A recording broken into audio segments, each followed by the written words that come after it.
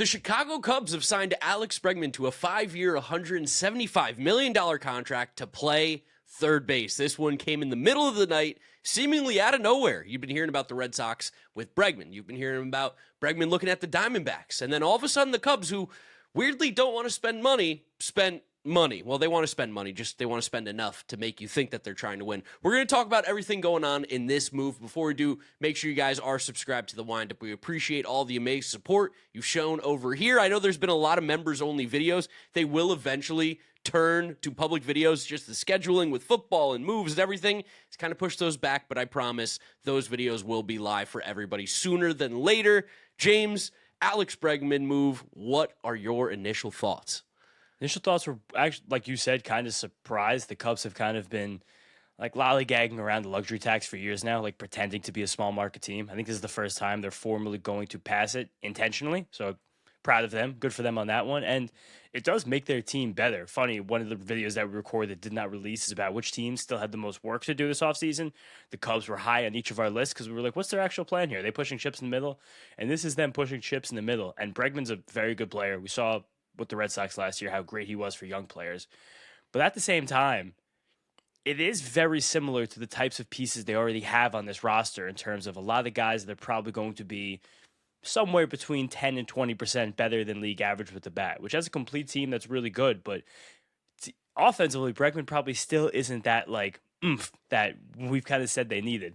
Yeah, I know that the contract came out to $35 million a year, but then we found out there's about $70 million deferred, which means that the actual value of this contract is going to be about $30 million a year for the 5 years, so more like 5 for 150. It's, of course, Bregman makes this team better. I'm not saying that this is a bad move for the Cubs by any means. This is a good move. You went for Matt Shaw, who I don't want to speak for you, James, but not the biggest fans of him in terms of a player. I don't think that there's much there based on what we've seen. I know he ended the second half a lot better, and that's what people are going to cite in the comment section. And the second half with like an 800 OPS, but I don't buy what he did in the second half as being actually sticky. So for me, this is a huge upgrade. Like, the Cubs are better right now than they were before they got Alex Bregman. I think that's a no-brainer. But at the same time, one of the things we talked about in that video that, well, who knows if that ever comes out, about the teams that have the most work to do, was like, the Cubs need oomph. And it felt like Kyle Tucker is the perfect player. And for them to spend almost $200 million on Alex Bregman and seemingly not be in it for Kyle Tucker tells me two things. One, Kyle Tucker doesn't seem like he wants to probably go back to the Cubs. Two, do they think that Alex Bregman is going to help out the team more than Kyle Tucker did last year? Because if we're comparing the offense to last year's, I don't think it's better. Something that this Cubs team seems to be going for a lot is defense. They even, like last year, they were one of the best defensive teams in the league. And Shaw is a great defender for whatever you want to think about his bat. And like you said, he did hit better in the second half. We'll see whatever happens with him. He probably actually, to me, is someone now that moves to second base next year to replace Nico Horner, who this seems like they're not going to re-sign because of. Which is interesting. It does seem like there's a kind of a bet on like team defense in a way. Like maybe you're still gonna have Seiya Suzuki in the outfield, so maybe that's not actually true. But like that is what Bregman gives you. It is just like a solid, he's good, trustworthy, absolute player. And when those deferrals are kicked into this contract, it is basically the same money, almost the exact same deal to a T that Pete Alonso got from the Baltimore Orioles. Basically something like 5 years, $155 million. And when you look at Bregman's Red Sox contract last year, the reporting around that, of course, was 3 years, $120 million. But Davey Andrews, Fangraphs, and Sox Talk had a good article about that, saying that with the amount of deferrals in that contract, the real-life value of that Bregman contract, especially because you only took it for 1 year, was about 1 year, $32 million. So it does seem like this is just the market rate for Alex Bregman. And again, I think it's really good, but I am curious what 5 years of Alex Bregman from 32 to 37 looks like, similar to what you're saying, relative to guys like Pete Alonso and Kyle Tucker at the plate, because he's going to be a better defender than them. Yeah, I'm also really interested to see what this looks like for Alex Bregman hitting in Wrigley Field, just because we know he's kind of a dead pull guy in terms of where he gets his like real power from. And the weird thing with Wrigley is, while the left center field gap is extremely favorable, like if you can find that left center field spot. We got Walter White coughing in the middle of sentences. I'm good. If Alex Bregman can find the left center field gap, I think you're gonna see the power numbers not really take a drop. And Alex Bregman's shown that he's a good hitter, shown that he can control the bat. There's nothing that makes me doubt necessarily that Alex Bregman can adjust.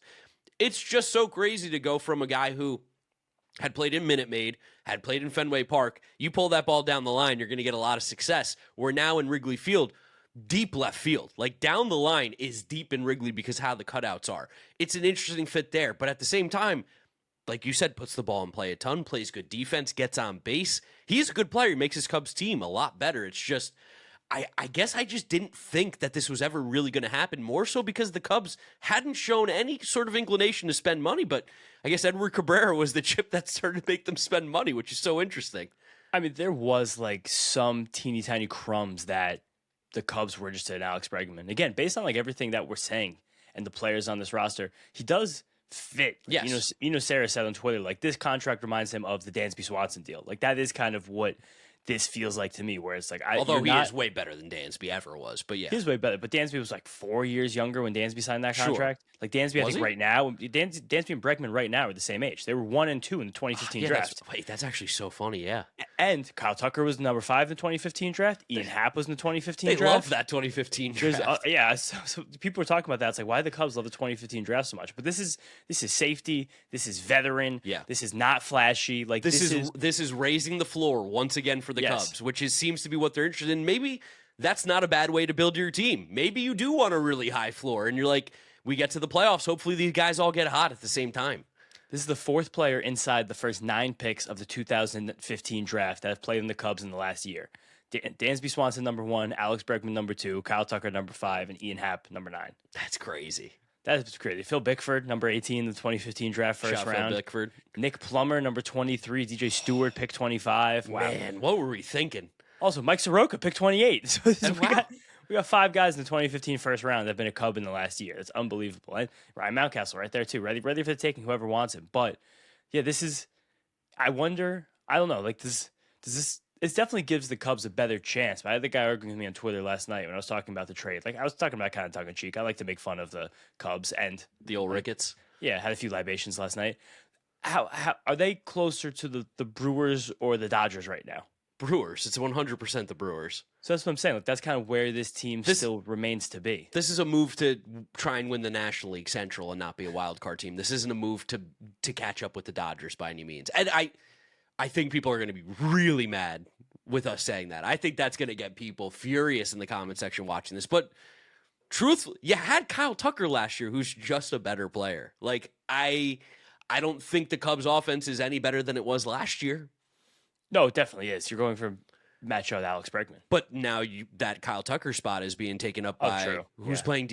Yeah, I forgot. Good point. That's what I'm saying. Probably Mo Bal. I mean, I could also see them signing another DH as we get close. We talk about they got Tyler Austin. I think they're going to just rock Mo Ballesteros and Tyler Austin, which cool. Well, yeah, I guess. I mean, once you're like barely over the luxury tax, like you might as well. You can sign now. Like, they should. You should feel free to sign another player. I think, or maybe honestly, with this deferred money, they're literally brushing exactly up against it, and now they're done with like $1 million to spare at the top of it. And again, I've also seen stuff too. Maybe that they might trade Nico Horner this year and move Matt Shaw to second base. That to me feels like that would be a mistake. Yeah, I mean that's kind of what this is about. Again, like Matt Shaw, like because you're not saying Matt Shaw is done. You're not saying Matt Shaw is nothing. It's clear what they saw last year. They don't really want him to be a full-time player this year, or at least they'd prefer him not to be. But we saw what Alex Bregman did for guys like Roman Anthony and Marcelo Meyer last year. Like maybe a guy like Bregman takes Matt Shaw under his wing. Maybe gets him focused on baseball. Yeah, shows him about the importance of this game that we play and the incredible opportunity he has. And maybe by the time, because Matt Shaw's also already 24 years old. Yeah, like Matt Shaw is not. I'm not saying he's not young, but you would kind of hope that if you're a 23 or 24-year-old rookie, like you're ready to play the second you get to the majors. So this is an indication that that's not the case right now. But he's probably their second baseman in 2027, the way things look. Yeah, that's just interesting. I don't know. It's again, Bregman, good move. Moving Nico Horner if they got because of Alex Bregman. I don't think I like that move. I think again, you would be getting worse. What would they even get for Nico Horner? What would they? I can't see the Nico Horner trade being things happening unless a team sees Nico Horner as like a bona fide shortstop. Which, if that's the case, then maybe you can get a lot for Nico Horner. Like, what are the Blue Jays going to want Nico Horner? Like, is that where he go? Or the Red Sox? Maybe is it one of the teams that wanted Bregman? Matt Shaw played 4 games at second base last season. In 2024, between AA and AAA, he played 24 games at second base. In 2023, he played 10 games at second base. Matt Shaw's played more shortstop than he's played second base, but. it's the other part of this too is like I like looking at the timeline of the Cubs transactions. I think that's a funny thing to think about right now.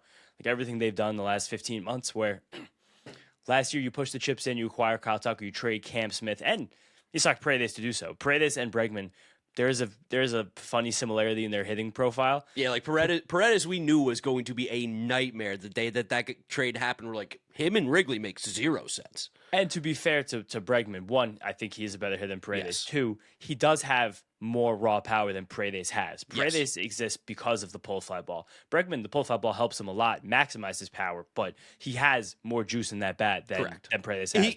He's hit opposite field home runs. Isaac Paredes still has never in his career hit a home run to the right side of center field. So we've been thinking about that. Now we also know, again, not that we know, but like Paredes was a good hitter in the Astros last year. He profiles to be a good player again this year in that ballpark. And you traded Cam Smith to make that trade for Kyle Tucker as well. Cam Smith, if you compare Cam Smith and Matt Shaw, I certainly take Cam Smith. Cam Smith has 95th percentile bat speed. He switched positions this offseason and played a decent corner outfield. Like I know it was wonky playing time. That's hard for a guy to get on track like that, but I like Cam Smith. And then you let Kyle Tucker walk. You don't even think about it. And then the guy you used to replace Cam Smith and play third base, you clearly weren't happy enough with his performance. And now you just went out and signed his replacement. And then you're going to let Matt Shaw then replace Nico Horner. So I think a couple times you got a little bit worse, but still, I guess no fault in continuing to try and get better, not looking like backwards at the bad decision. Yeah, we do make fun of them for not doing anything. They did something, so gotta at least give them that. They went out and they got one of the best free agents of the class, and definitely one of the best free agents available. And truthfully, this is still one of the best third basemen in the league. Like he was my number 2 on my rankings. Number 2 is very high. He's better than Ramirez and Caminero. Who's better? Where's Ramirez? Jose Ramirez is 1. And I'm taking Caminero over Alex Bregman. Are you? And his god awful third base defense, along with the fact that 100% Junior. Let's see what Junior Caminero does in a major league stadium too next year. Yeah, sure. I mean, I'm also I like Junior, but like I'm also probably still taking Machado over Bregman for sure. Machado stunk at third base last year. He was horrendous. He also can't move anymore. He was just bored. He wasn't trying. I don't know. Bregman's still putting up like a 360 on base, 822 OPS, like, and he had like that weird injury at the end of the year. Still put up decent numbers. I don't know. I like Bregman. He wasn't the best place for right-handed hitter to hit. There's an element of this I kind of want to shift though for a few minutes to talk about the Red Sox. Okay, sure. Talk about the Red Sox. The Red Sox fans are up in arms right now, which is funny because I think they've had an objectively good offseason. And maybe like that's the way we switcheroo that video about teams of work to do. We just yank out the Cup section, just add in a Red Sox section. Red Sox, yeah. Different like, clothes, but it's fine. Him like, never mind, change something up here. But the Red Sox signed Alex Bregman. In doing so, they did alienate Rafael Devers. Yeah. Who is kind of exactly what that team could have used this year now moving forward in general. They would love Rafael Devers on that roster right now. And we got a quote from Roman Anthony about Alex Bregman just before this contract happened. I'm scrolling through the Ken Rosdahl article on The Athletic right now to find it. So Saturday was Red Sox Fan Fest. Roman Anthony told reporters at Fenway Fest, I would love to have him back, speaking about Bregman. I love Breggy. He was a huge part of my success and a lot of the young guys, and not only the young guys, but many of the guys in the clubhouse. Sounds like a guy that wanted Alex Bregman back on his team. Yeah, I mean, I think everybody did. Bregman had such a good reputation everywhere that he's ever been, the two teams, the Astros and the Red Sox. Everybody's loved him. Like, he's a gamer. He's come up through college with that same mentality as well, and that same kind of, I guess, regard from the public and people that he plays with. Is just like, this is a leader. This is a guy you want on your team. He is a winner. He's a huge part of those Astros teams. It is crazy to think about that Bregman pushed out Devers. So seemingly, you were going to bring back... He didn't push out Devers, but Bregman was used as a wedge where Breslow pushed out Devers. Well, that's what I mean. I'm not saying that Alex Bregman was physically that's how you said it. That's how you said it. All right, Mr. Specific all of a sudden. I don't want to make it seem like Alex Bregman was vindictive against Rafael Devers here. Bregman pushed out Devers. They brought in Bregman. That pushed out Devers, if that makes you happier. There we go. And then you don't bring him back. That's crazy. That's absolutely insane, especially because, again, that Devers trade had so absolutely nothing back to the Red Sox. That was to get rid of the contract at that point. Yeah, and now it's like... And they used one of the better prospects that they got in that trade to get Dustin May, and Dustin May stunk, and he's gone too. That made no sense. I mean, it's just you got rid of, $330 million of Devers deal, and you wound up paying Bregman 1 year $40, but with the deferral money, that's really 1 year $32. And now you just have all that money off your books. And the Red Sox are still the last team in the league not to sign a major league free agent. They have made big trades, but this was a team where with Bregman, you saw them, I think, as a true World Series contender. Yes. Without Bregman, now I think it goes down to a wild card team. Yeah, it's like where are they going to get that production? Because like I like Marcelo Meyer, but again, he had an injury last year and didn't show a ton of consistency when he did play. But I do like him as a player moving forward. But third base and second base are holes right now with still Trevor Story, who for the first time ever in his Red Sox career was healthy last year, and the defense is suspect at shortstop. So it's like that infield is very, very, very much in fluctuation. They've got to go out and get someone. Maybe they want Nico Horner. Maybe they want Nico Horner. Maybe they want Bo Bichette. Like I think this Bregman contract is really good for the Bo market. I think this Bregman contract is also really good for Cody Bellinger's market. I think that seeing Bregman as a 32-year-old with again not the most elite bat in the world, but very good defense, being signed through 37. Cody Bellinger could be like, all right, you see that? Signed through 37. That sounds good to me. But that's kind of where we're at right now. This does, again, I think it also helps Bo's market a lot. This makes the Red Sox squarely in play for Bo. I don't know if they want him, but it's similar to Bregman where, not really because Bo's not as much of a pull hitter, but it's more similar to Bellinger and the Yankees where like the Red Sox and Bregman, I figured were looking at each other like, we are the best fits for one another. We have to make this work. I think he would have been a more productive Red Sox, but again, it'll still be a good Cub. Yeah, he definitely will be a good Cub. It's a good move for the Cubs. Just like you mentioned, it's the weird for both everything that we're talking about. It's like the weird sequence of events to get to where they're at, and you go, really? Like that's how this ended up? I didn't expect that. But also, again, credit to these front offices who, if you are doing things that maybe could be perceived as possibly the wrong decisions in hindsight, you don't dwell on them. You don't look back. Yeah. You move forward after it. You try to still make your team better in the near term. That is what the just Cubs like did. the Cubs rumor that they're back in on Cody Bellinger, that they're interested in him, despite trading him, not wanting to pay him. Now they're like, now that we have to pay you more money, we're interested. Well, now they're not going to. This contract means Yeah. they're definitely not going to do that now. But it's a weird situation. I think this is fun to maybe get some movement on the rest of the market. This is also, and Ken Rosenthal talked about this in his piece too, this is another massive win for Scott Boras. Huge, yeah. These guys sign 1-year deals. They go back in the market the next year. They sign fat deals, especially for a guy like, we even forgot the part for Bregman with the Red Sox where they gave up qualifying offer penalties to sign him to that 1-year deal to lose Rafael Devers and then to watch Bregman opt out after one. Yeah, it's a tough one for the Red Sox. Good for the Cubs. And Bregman last year, what was that, the contract from the Tigers? It was like 6 for 170? Yeah, I think so, yeah. So in this, if he got the 1 year, $32 million, and now he's getting the 5 for 31 each. So that's coming out to like 185. Yeah, and I mean, it's a pretty good deal. Yeah, it's a good deal. It's a fine deal. I think the perception is because of the deferrals. Like, wow, he destroyed that Tigers offer last year, but really he's only beating it by like a handful. To be fair, there could have been deferrals in that Tigers offer too. It seems like sure. like Alex Bregman is not scared of a deferral. I mean, do you got anything else about this? The rest of the league, the rest of the market? I think it's going to start to get active again. People were upset about no moves being made for a week after the new year, and then one of the bigger free agent signs. I wonder when the next time someone's going to complain that there should be a free agency deadline is. Yeah, hopefully not. But yeah, this is I want to hear more so from the Red Sox fans. Red Sox fan, you guys let us know how you feel about this, what you feel about Bo Bichette. It's got to be Bo. It's got to be Bo. That's what this is. Has to be. Bo's not a pull hitter though. Bo doesn't play at all for Fenway Park whatsoever. But maybe that's the change they think they can make. You're gonna change Bo Bichette though? Like you're gonna sign Bo Bichette and be like, we're gonna tell you to hit a totally different way? I don't know. I'm throwing it out there because then if he doesn't fit, why are they so linked to him? I mean, I think they're just linked to him because the position fit. Because they just need it. Like they probably do want to roll with, like if we want to be realistic about the Red Sox, they probably want to roll with Marcelo Meyer and Christian Campbell, right?